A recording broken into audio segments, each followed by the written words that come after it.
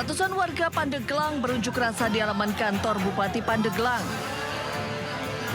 Mereka membawa satu truk berisi sampah untuk memprotes kerjasama pengelolaan sampah antara Pemka Pandeglang dengan Pemkot Tangerang Selatan.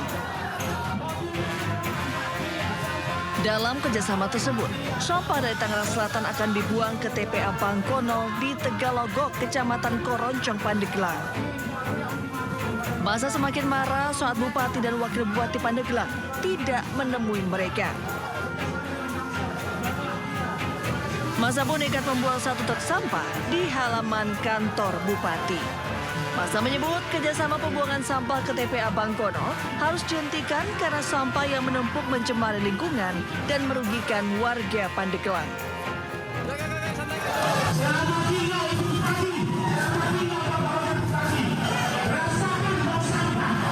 Ini aksi keempat kali kita. Kita sudah ultimatum sejak awal bahwa aksi ini akan semakin besar dan kami pastikan September depan itu akan terjadi. Ya, kalau hari ini pun kami tadi indahkan, kami akan bawa masa lebih banyak. Warga pun meminta PMK Pandeglang membenahi terlebih dahulu TPA Bangkono sebelum menerima sampah dari Tangsel. Sementara dari kesepakatan kerjasama pengelolaan sampah dengan Pemkot Tangsel, PMK Pandeglang akan menerima bantuan keuangan khusus sebesar 40 miliar rupiah. Dari Pandeglang, Banten, Iskandar Nasution, iNews melaporkan. Kita beralih ke informasi lainnya. Pemirsa pegiat media sosial Dr. Tifauziah Tiasuma atau Dr. Tifa diperiksa Polda Metro Jaya terkait tudingan ijazah palsu Presiden ke-7 Republik Indonesia Joko Widodo. Dr. Tifa bandingkan eksekusi Sylvester Matutina dengan pemeriksaannya. Karena dari awal Dr. Tifa datang ke Polda Metro Jaya bersama tim kuasa hukumnya Abdullah Al-Kathiri Kamis pukul 10.30 waktu Indonesia Barat dengan terlihat membawa buku Jokowi's White Paper. Ia juga sempat didampingi Roy Suryo sebelum masuk ke gedung di Treskrimum Polda Metro Jaya. Sementara itu menurut Tifa, selain dirinya, ada seorang aktivis Rustam Effendi yang juga dijadwalkan diperiksa sebagai saksi hari ini. Namun Rustam tak bisa hadir karena orang tuanya meninggal dunia. Pihak Tifa menilai kasus yang dihadapinya terkesan ganjil karena dua laporan seolah digabung menjadi satu peristiwa. Begitu juga dengan delik umum tentang penghasutan hingga ujaran kebencian dinilai janggal.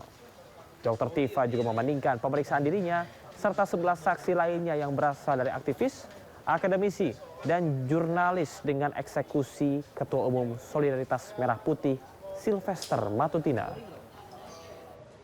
karena dari awal itu dilaporkan dengan nama inisial dan itu disebutkan oleh lawyernya. Bahkan disebutkan nama-nama itu dan awal nama-nama itulah dipanggil semua. Roy Suryo dipanggil, ya itu inisial itu. Kok tiba-tiba sekarang dikatakan peristiwanya?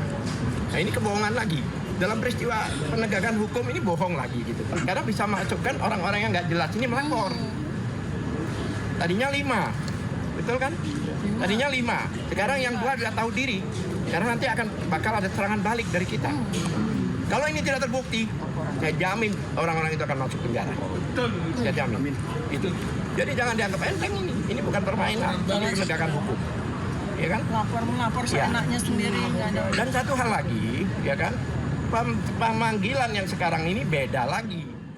Satu orang saja APBN kita dirugikan. Ya sementara ada narapidana berkeliaran nggak diproses.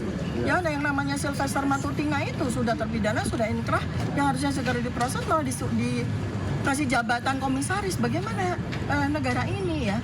Dan ada satu lagi juga, dugaan banyak orang ini ya, ini penting sekali untuk saya sampaikan sebelum saya masuk ya. Dugaan banyak orang, banyak ahli, banyak analis ya, bahwa kita duga bahwa justru Kemarin pemerhati telematika Roy Suryo telah selesai menjalani pemeriksaan di Polda Metro Jaya sebagai terlapor kasus tudingan ijazah palsu Presiden ke-7 Republik Indonesia Joko Widodo sore tadi. Roy Suryo keluar dari ruang penyidikan sekitar pukul 17 sore tadi. Usai diperiksa selama sekitar 6 jam. Ia mengaku dicecar 118 pertanyaan oleh penyidik dan semuanya telah dijawab. Dan alhamdulillah ya petugas-petugas penyidik sangat profesional, memeriksa dengan bagus dan memang hanya menanyakan ya apa yang saya ketahui dan apa yang tidak saya ketahui tidak ditanyakan. Ya, jadi artinya apa? Ya memang saya dari awal menyatakan seorang saksi itu harus bisa atau harus hanya mengatakan apa yang dia lihat dengan mata dia sendiri dan apa yang dia dengar dengan telinga dia. Seorang saksi nggak boleh dimintain pendapatnya, apakah Bapak lihat ini siapa. Kalau memang kita nggak mengerti, itu kita nggak boleh menceritakan atau berpendapat. Itu ahli kalau yang berpendapat. Saksi itu hanya mengatakan yang dia lihat dan dia dengar. Makanya tadi saya hanya menyampaikan yang saya lihat dan saya dengar pada pertanyaan seputar tanggal 22 Januari 2025. Selain itu, ya saya tidak perlu menjawab karena pertanyaan di luar tanggal 22 Januari itu 2025 adalah tidak saya ketahui dan tidak saya dengar. Jadi itu yang saya jawab tadi. Mungkin bisa disampaikan tanggal 22 Januari. 40 hari lebih kematian diplomat muda Kementerian Luar Negeri Arya Daru Panyayunan masih menyisakan tanya dan duka bagi keluarga. Tetaplah di Sindo Sore.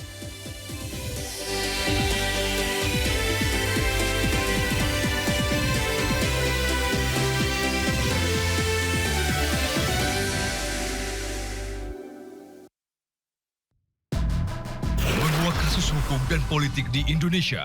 Berencana menerapkan program wajib militer bagi anak-anak bermasalah, terutama Mengedepankan objektivitas dan juga fakta yang ilmiah.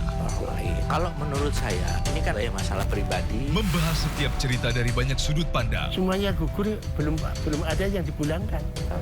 Satu pun terkecuali digantung. Inside Story, Minggu pukul 7 malam di Sindo News TV. Program berita teraktual prime time Anda. Presiden Republik Indonesia tiba di Brussel, Belgia pada mengaduh ijazah palsu milik rekening penerima bansos terindikasi judi online. Menggali banyak peristiwa dari beragam lokasi. Muhammad Riza Khalid jadi salah satu tersangka olah tempat kejadian perkara kasus tewasnya diplomat. Dapatkan informasi penting di Sindo Prime setiap Senin sampai Jumat jam 7 malam di Sindo News TV.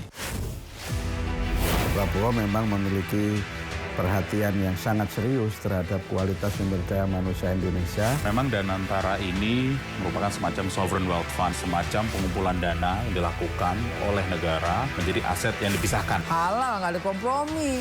Nggak bisa, kompromi halal tuh nggak bisa. Wah, cuma 1%, babinya halal, nggak bisa. Jangan lewatkan One on One di Sindo News TV.